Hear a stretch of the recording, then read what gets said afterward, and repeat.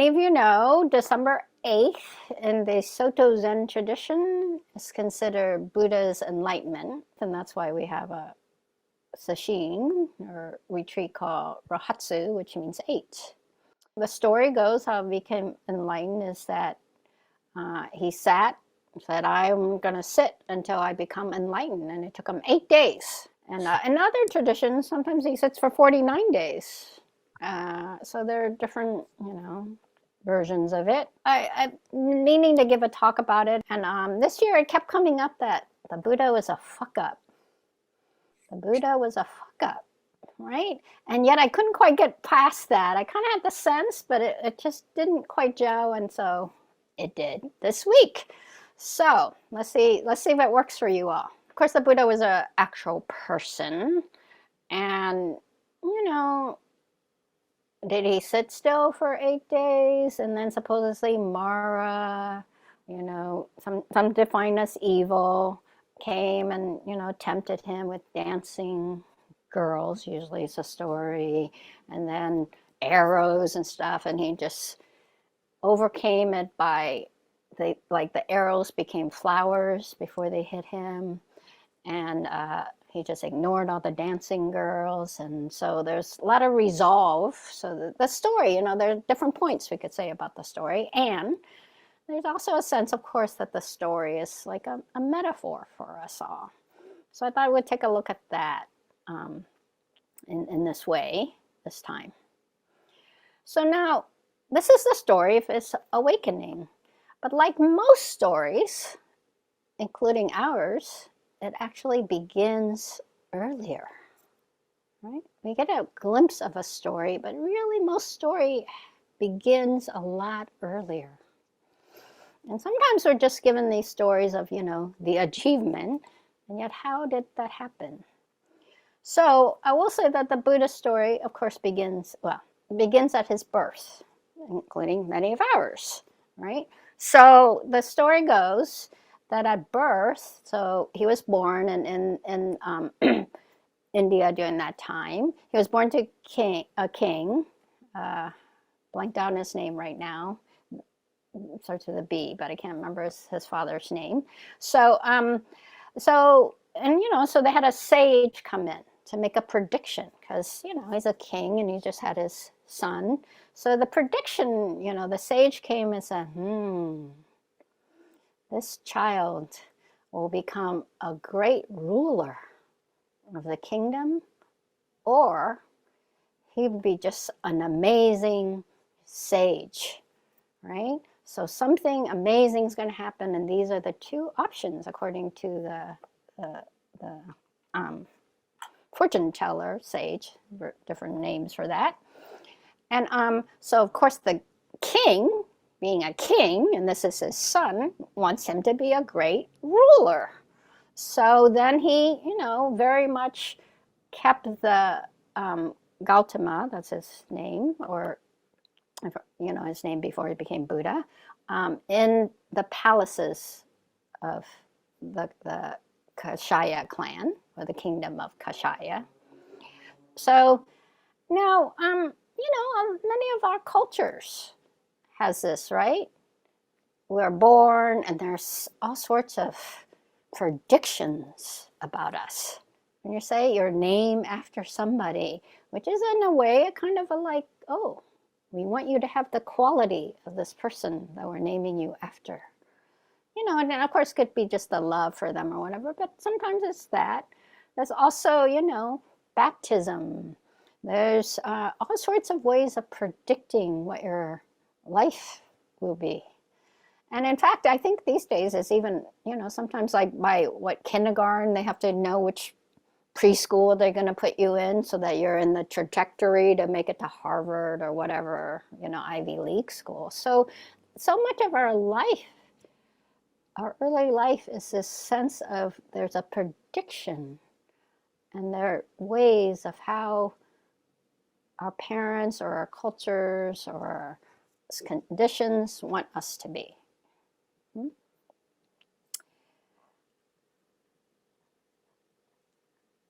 And these stories get carry and define us.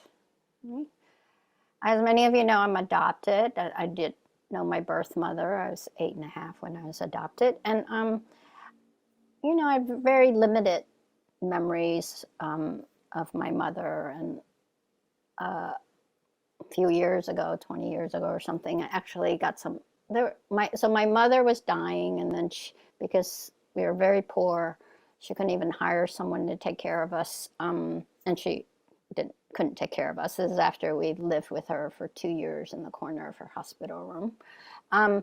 So then she, had us adopted before she died, in part also because she didn't want, my guess is she didn't, or I've been told, she didn't want us there seeing her dying even more, right? And so there were some letters that passed between us, and that she wrote to Mrs. Shutt, right, the mother, my adoptive mother. And so, about 20 years ago, they got translated because I don't really speak Vietnamese anymore. And I remember one of the things is my mother said, "Oh, Lien is very good with languages," right? And I kept going, this is, I'm already in my 30s when this happened. And I was like, I'm very good with languages. Well, I don't know about that, right? I took Spanish. I'm not very good at it. I can't really remember it. I can't remember Vietnamese anymore. I lived in Egypt. I took Arabic. I can't remember very much of that anymore. All I know is Vietnamese. All I know is English, right? Like, I'm supposed to be good with languages. Oh no, and because it's my birth mother, it felt like something I should have really, she saw something in me and I did not live up to it. So, we all have these kind of some stories, some sense of what we could have been or should be. And then at some point, we, like the Buddha, need to find out for ourselves, right? Who we are and what is the meaning of our lives. As many of you know, Buddha means awakened one. Buddha comes from Bodhi, which means to awaken. And so, in a way, we wake up to the dream of the stories that define us and how we've carried it, and others have carried it with us. And we wake up to what is the meaning of our lives. What is it that's really our lives?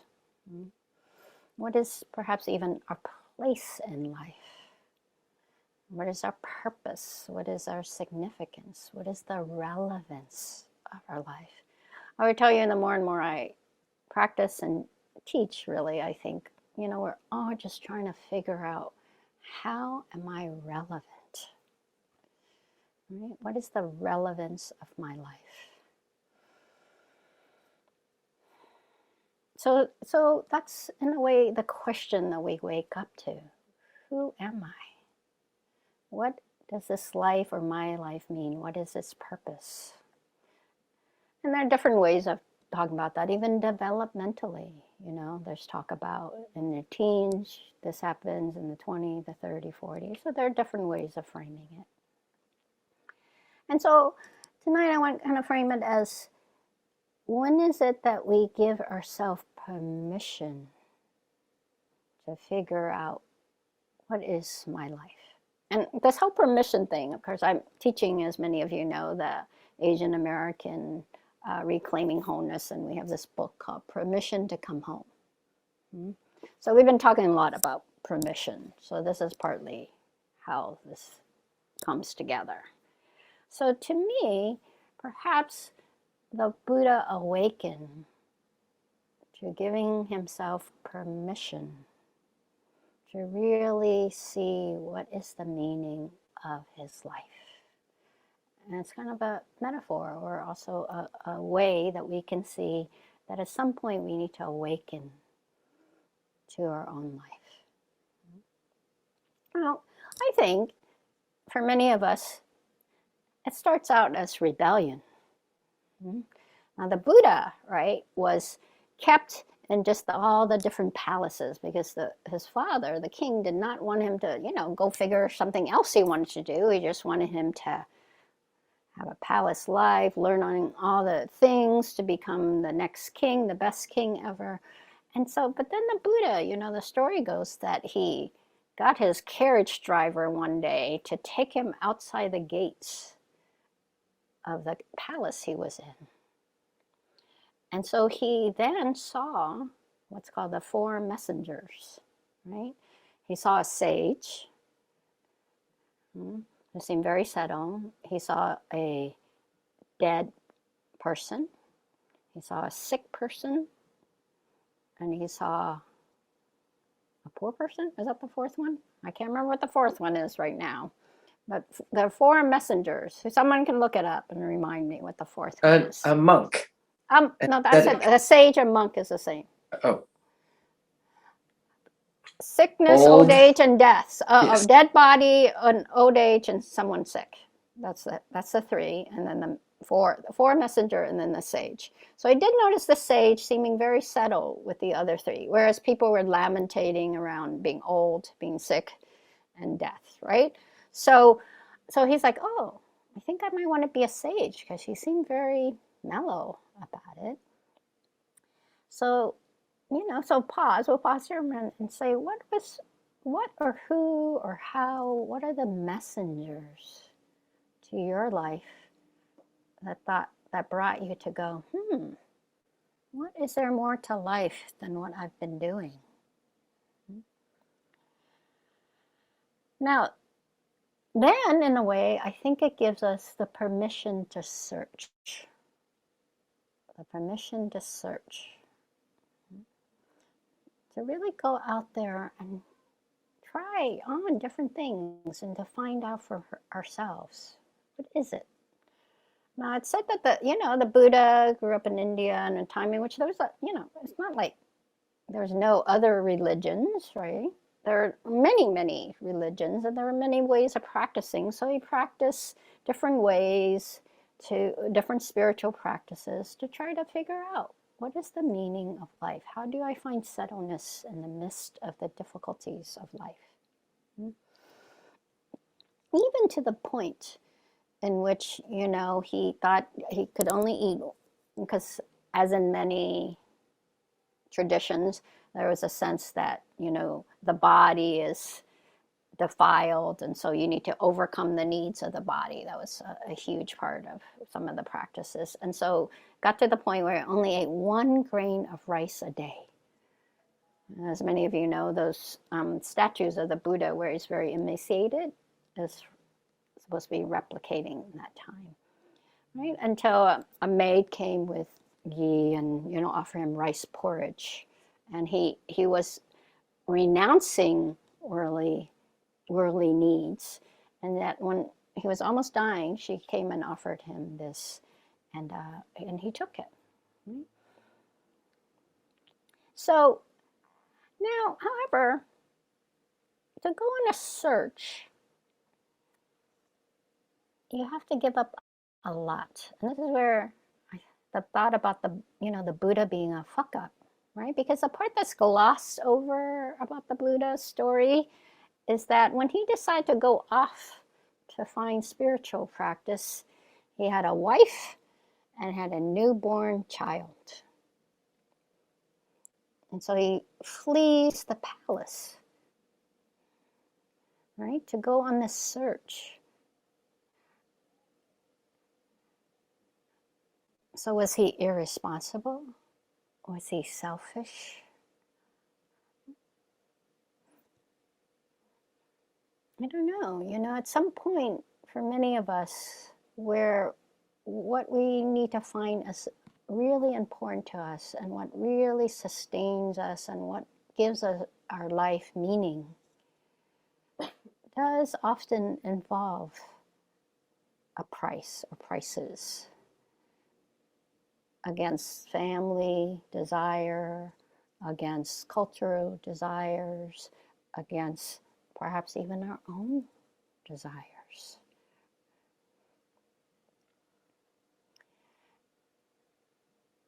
So is it really, on one level, we could say that it's the permission to give up the defined roles that was imputed on us, which doesn't mean that we didn't appreciate, didn't take on, didn't want for a time, right? Perhaps colluded, right?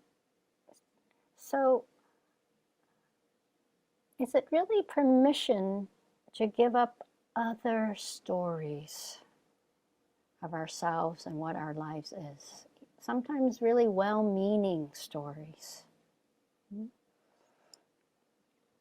And so it isn't easy, right? And then the hard part, of course, is that in our search for meaning, sometimes we then take on roles of spiritual seeker, or what is my authentic life?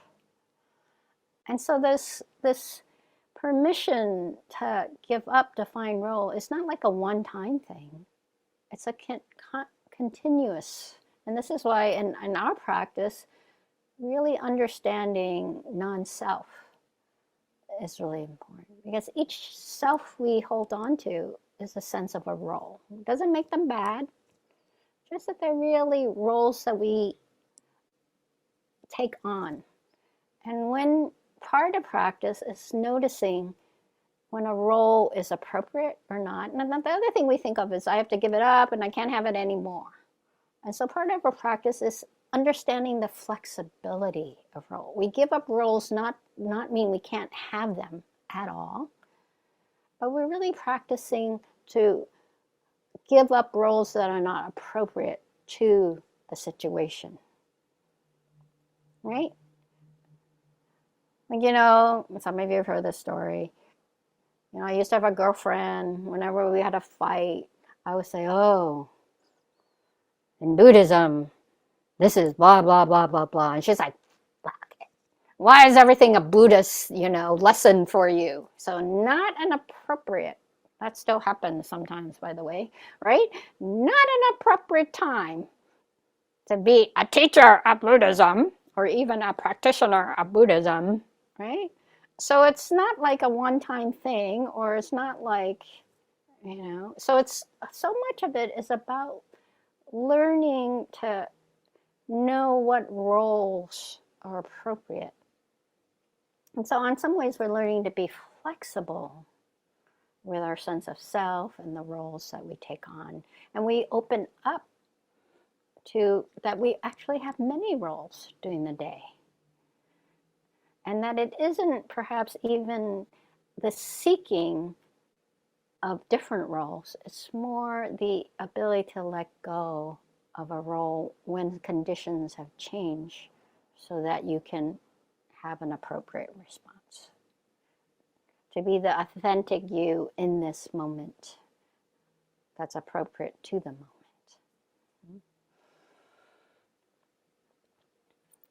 So that also includes, of course, understanding how roles are defined outside of us, and what, you know, what does teacher role mean in a school, with a child, with one person in PD versus the Sangha, you know, today versus tomorrow, right? So there are lots of layers to what is it that we're both seeking and we're needing to let go. That they're not just one or the other. And that, again, when we're hanging on to too much of one or the other is where the possibility of suffering increases for ourselves or for others. And the hard part, of course, is that that isn't done just by thinking about it, even by, you know, reading whatever framework, psychology, Dharma, all that. It takes experience. It takes the willingness to see how roles happens, or how we take on roles, or where is it that we have patterns of roles. Right? So it's just like when the Buddha then had to sit still. At some point you have to say, I gotta stop And I got to figure all this out without distraction. I can have a framework, but the framework is not the knowing or the awareness itself. And it's useful to have a certain framework for sure, because, you know, some of you know that I often have said that the visitors, in some ways, during the Buddha's 8 days of sitting, is the 5 hindrances, right? Aversion, right? All those arrows coming at you. How do you overturn aversion? All those dancing boys or girls or whoever it is that turns you on, that's the greed or the, you know, that you want that. And then your confusion around, should I get up or not? Maybe I left the stove on. Maybe I shouldn't have left. Maybe I shouldn't do that. You know, doubt, anxiety, restlessness. Oh, it's so tiring, right? Sloth and torpor. That's all of these are a certain way, a framework for seeing what is the energetic, habitual patterns that have been running our lives. Not that they're bad and not that they're going to go away. So we're practicing to be with them and not see them as enemies. They're not evil. Do you know the other story about the Buddha is that the Buddha said, come in, Mara. Sit down for tea, right? Yeah, I can't remember, there's a story or koan about, you know, like Mara comes and said, I need to see the Buddha, and some attendant, I don't remember who, not Chuck, you know, I don't know, I don't think it was Shariputra, but maybe Ananda was like, he's busy, he's not going to see you, he doesn't need to see you, Mara, go away. And then he's like, no, tell the Buddha I'm here. And when the Buddha heard that was Mara, he's like, oh no, come on in. Right? So we need to meet these habitual ways that we have learned to respond, the energetic way we've been conditioned as humans, right?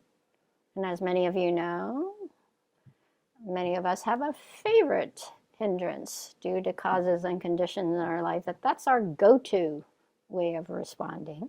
And so we just need to be able to see how they roll, what are the consequences that are habitual consequences when we keep engaging in these patterns of energetic reactions, and when do they become something that we can work with?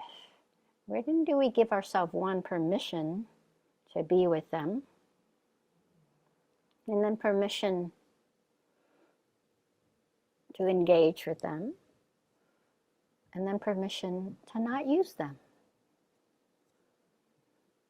Because they have been useful to us, and for some, they have been either societally or your family or yourself have found these responses useful in the past, or even useful now. And yet, the inability to use them as opposed to be used by them, right, is where we're practicing to see, when am I being used by these energetic ways of reacting, versus I see, or I'm in the midst of that energy and that I can disengage when needed, or I can, you know, sometimes we have to control it.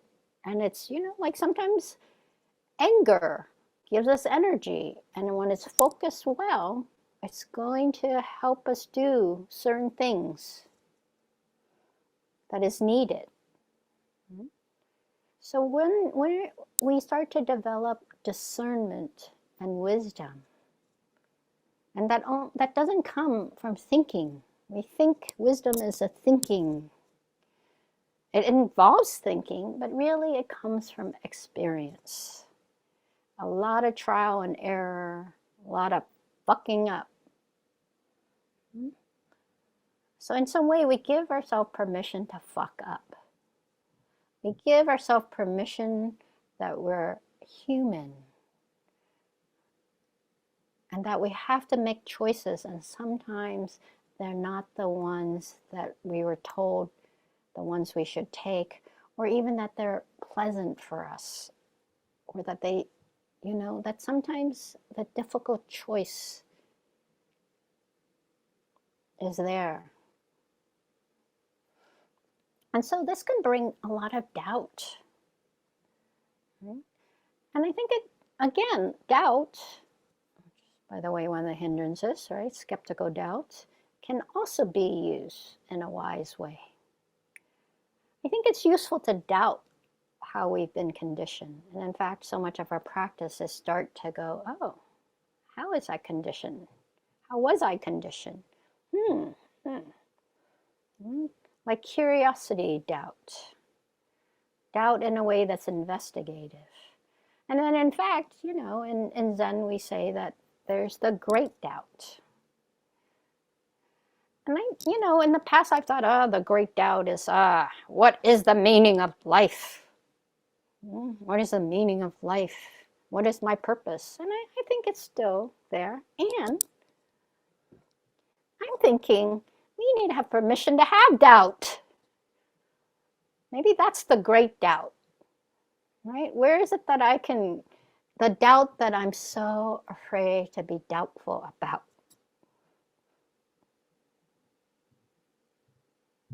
Right? Because everyone has told me not that doubt. Because that tells you who you are. That tells you you belong, perhaps. That tells you you'll have success. And I'm not saying that for each and every one of us, we have to, no, not that doubt for me. I'm saying, can we hold doubt in a way that feels really like we're engaging with it? And again, in Zen, Keiryū says, you, in a way, I'm paraphrasing, your practice comes to the moment in which you're stuck in the corner and you don't know how to get out. That's really the moment of practice, because that's the one where we're like, this is like fucking great doubt. What am I going to do, in a way that you're like screaming with all the pores of your body.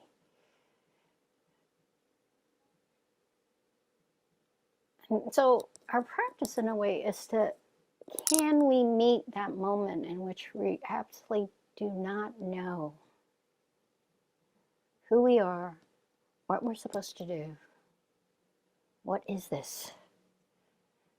And so we're building the capacity to meet that moment. For some of us, it's that moment of death. For some of us, it's a moment of which a job is offered to you and everything in your life says you should take it, but something in you says no, no, no.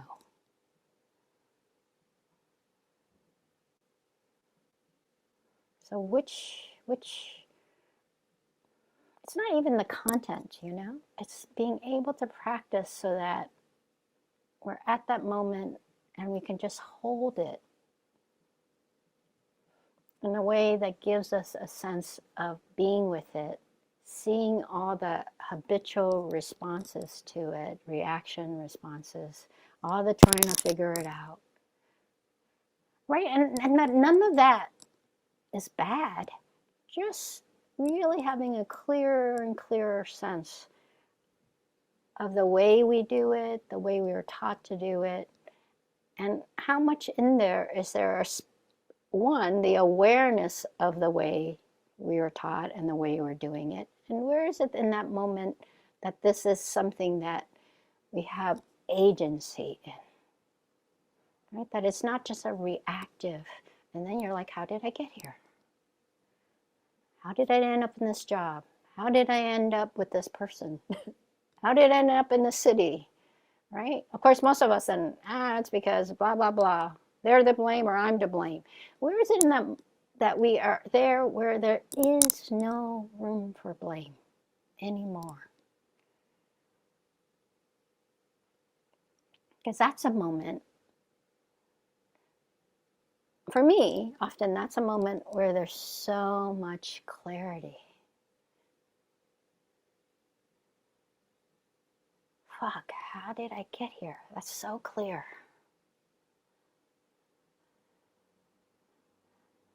To have the ability to really keep on investigating and being able to source out some of the information's there, and then choosing which piece of this that you want to take responsibility for and you want to be committed to. Or you're willing to try and see where it goes.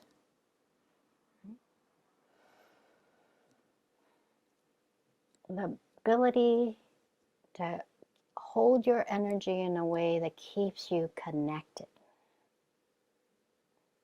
Right? Dogen says, enlightenment is intimacy with all things. What is intimacy? Staying connected. How can we just keep staying here?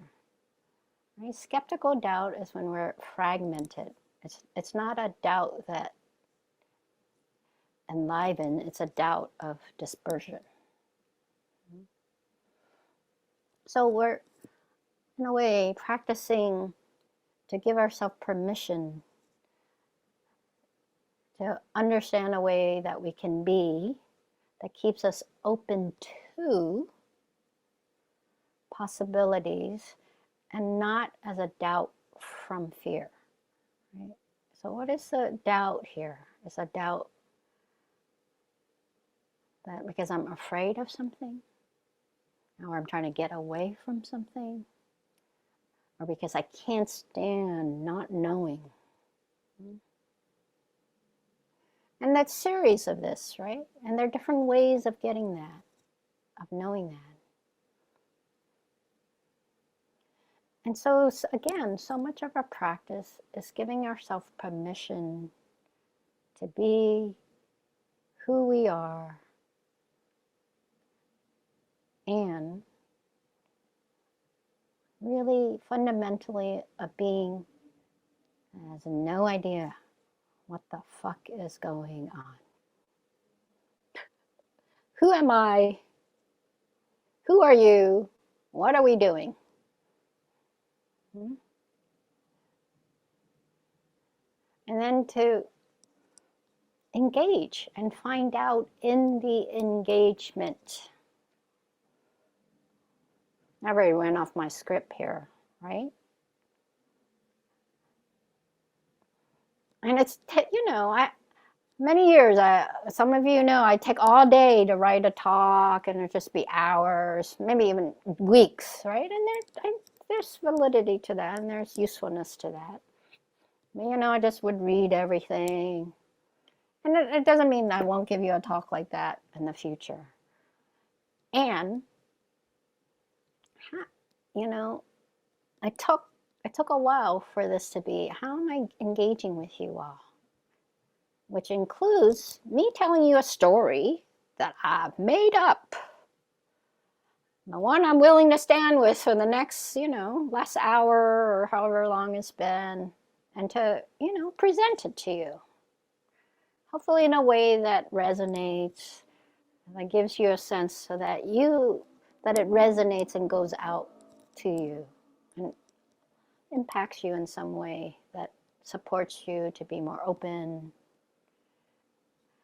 give you more permission to ask questions in your life about who you are, what you want, where's connection, where's intimacy, how. So it doesn't mean it's going to be easy. It doesn't mean we're always going to like it. I'm sure some of this talk, you're like, I don't know what the fuck she's talking about. I don't like this. Not what I came for. It's not what I thought this was going to be. Wow.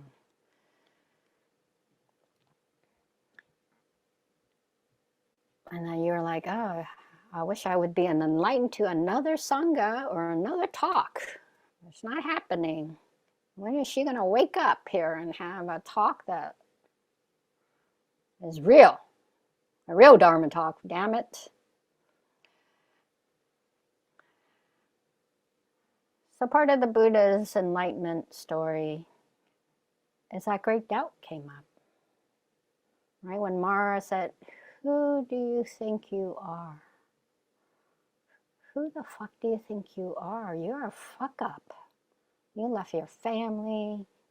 You've tried all these practices and you didn't get it.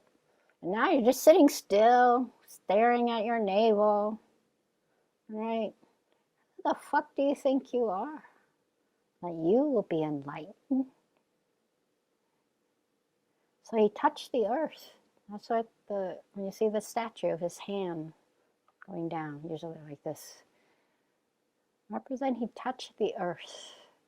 And he said that the earth bear witness to his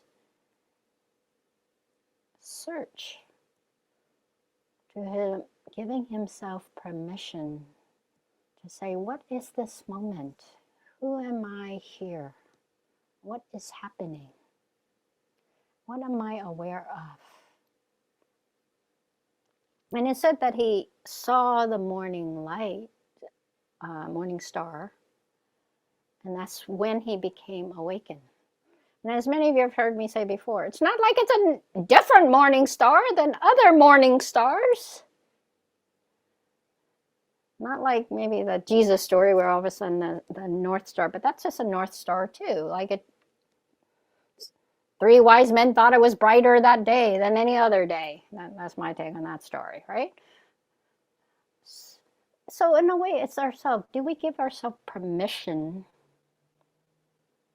when we have doubt, especially the great doubt, to look up, to look around and see, where is it that we have connection? Where is it that we are already intimate?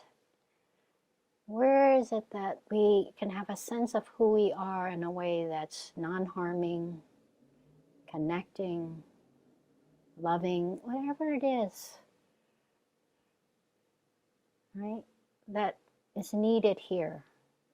And of course, from the Buddhist sense, in a non-harming way. Where is it that we wake up to giving ourselves permission, or better yet, where do we wake up to giving ourselves permission to see life as it is and to let ourselves be in it? I am here. This is the morning star. I've made my best effort, and that's well enough. It's good enough. What I know right now from this practice that I'm doing, I'm committed to, and I'm willing to see how it plays out. Of course, that commitment has to be ongoing, though, right? It's not a one-time commitment, and that's maybe the hardest part.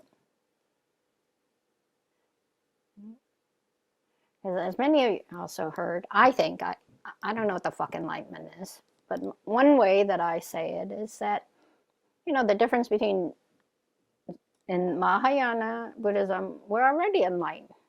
So then you're like, oh, well then what's a fucking Buddha compared to me? I'm already got Buddha nature. So what's the difference? To me, the difference is a Buddha has constancy. I'm aware. I'm committed to my awareness. I'm committed to being responsible for my actions in this moment, in this moment, in this moment, in this moment, this moment, this moment. I'm mostly like, oh, I got it.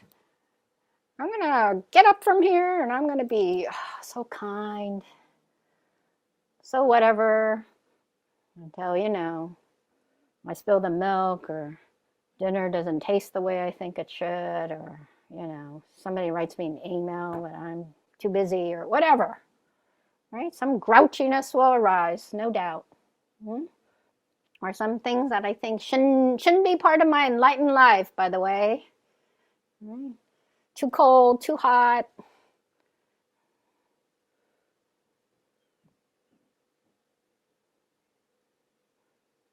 So then that's why we keep on practicing to say, oh, okay. That enlightened response, grouchy enlightenment. Do I want to continue grouchy enlightenment? Nah. Person in the room says, no, I don't like that grouchy enlightenment. Maybe I need to respond in a different way. Am I willing to adjust it so that I'm not a grouchy Buddha? How can I be a Buddha in a way that keeps me intimate with this moment, especially when especially when it involves others? A lot easier to be enlightened on my own.